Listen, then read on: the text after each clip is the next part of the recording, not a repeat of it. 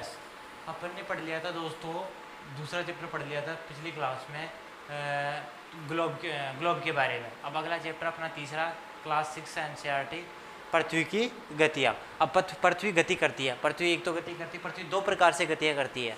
पृथ्वी कितने प्रकार से गति करती है? दो प्रकार से। पहली गति होती है उसको बोला जाता है घूर्णन गति।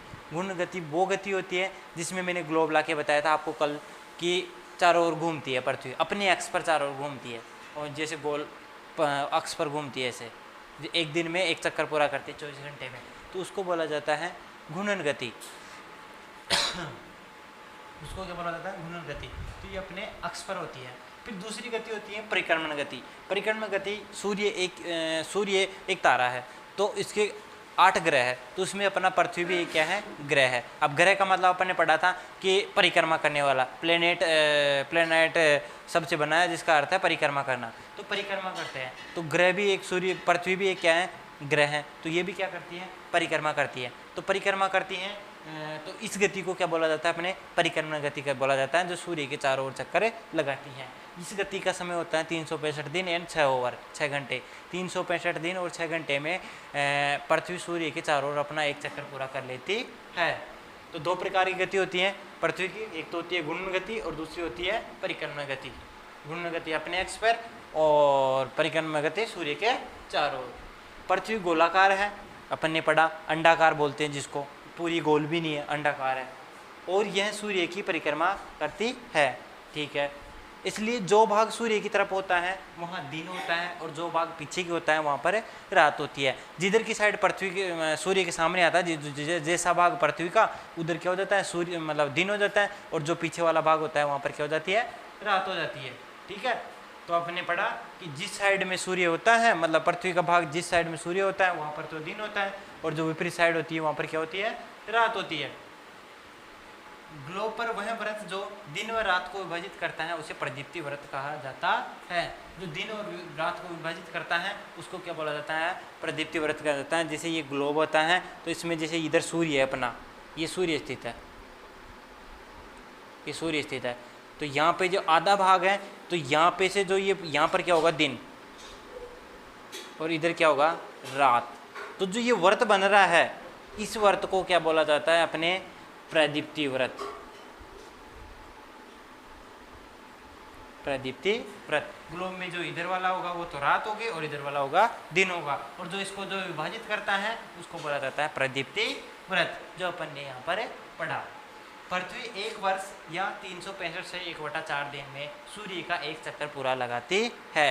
पृथ्वी उबाई हुए कितना समय लगता है एक चक्कर पूरा लगाने में? 365 दिन का और 6 घंटे का, जिसको 365 से 1/4 से 10 आते हैं, तो इतना समय में ये सूर्य की एक चक्कर पूरा लगाते हैं। सुविधा के लिए हम 365 दिन ही लेते हैं। जैसे अपन जैसे कोई भी इक्वेशन सोल्व करते हैं, मैथ में भी करते हैं, या कोई भी मान निकालते हैं, तो उसमें अपन क्या करते हैं? 365 दिन ही लेते हैं, और 6 घंटे को नहीं जोड़ते हैं। फिर क्या होता है? फिर चार वर्ष में 6 घंटे को 6 को 4 बार जोड़ेंगे तो कितना हो जाएंगे? 24 घंटे। 24 घंटे का एक दिन होता है, तो 4 साल में 6 घंटे जुड़कर एक दिन बन जाता है, यानी एक दिन होता है, जिसे फरवरी माह में जोड़ा जाता है। तो क्या हम देखते हैं कि फरवरी एक बार 4 साल में एक बार फरवरी 29 दिन की आती है कि नहीं आती है? 29 दिन की आती है, अतः वह 29 दिन का होता है। तो फरवरी महीना किस दिन का हो जाता है? 29 दिन का हो जाता है, और 29 दिन का होते ही ये कितने वर्ष, मतलब 366 दिन हो जाते हैं। 4 साल में एक बार वर्ष में कितने होते हैं? 366 दिन का होता है, जिसको बोला जाता है लीप वर्ष। लीप वर्ष किसको बोला जाता है? जिसमें 366 दिन होते हैं, उसे लीप वर्ष बोला जाता है।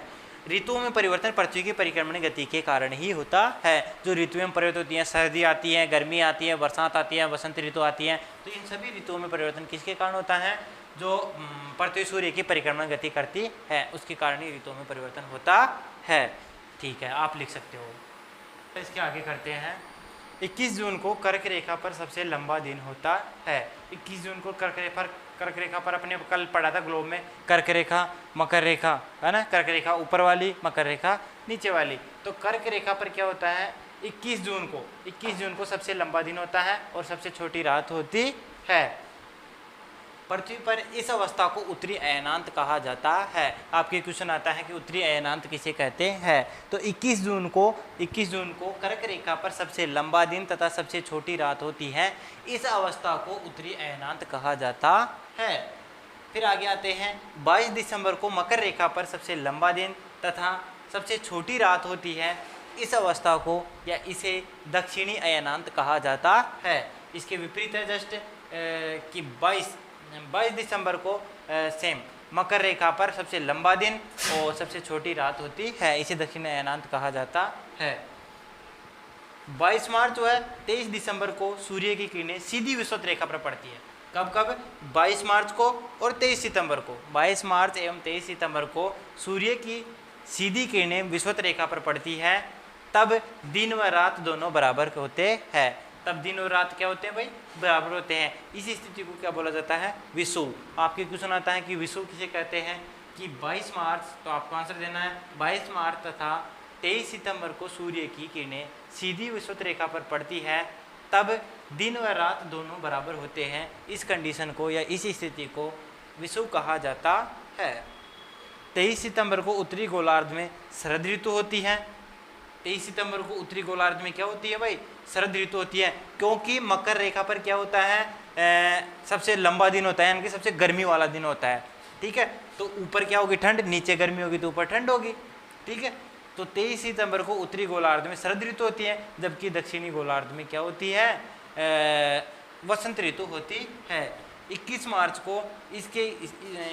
को स्थिति इसके विपरीत होती है। जैसे यहाँ पर दिन होता है, रात होता है, मतलब लंबा दिन और मतलब शरद ऋतु और वसंत ऋतु होती है, तो इसके जस्ट विपरीत स्थिति हो जाती है 21 मार्च को। ठीक है, इस प्रकार स्पष्ट है कि अपन ने पढ़ा सारे पृथ्वी की गतियों से ऋतुओं में परिवर्तन आदि ऐसा पढ़ा। तो स्पष्ट है कि पृथ्वी की घूर्णन परिक्रमण गति के कारण दिन व रात होते हैं, वह ऋतुओं में परिवर्तन होता है। तो इस प्रकार हम तीसरा चैप्टर खत्म होता है, या एनसीईआरटी का तीसरा चैप्टर कंप्लीट होता है। इसके सारे नोट्स आप उतार सकते हैं, स्क्रीनशॉट ले सकते हैं।